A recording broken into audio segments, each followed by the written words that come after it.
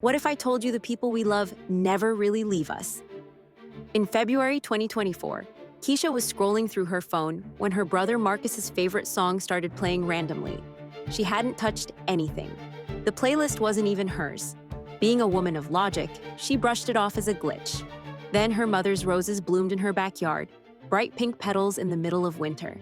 A week later, she heard her sister Tanya's distinctive laugh echoing through a crowded grocery store, but when she turned around, no one was there.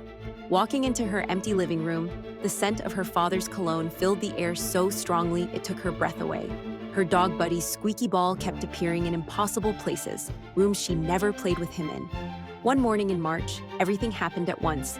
The song played, roses bloomed, laughter echoed, cologne lingered, and the ball sat perfectly on her pillow. That's when Keisha finally understood. Love doesn't die, it just finds new ways to speak.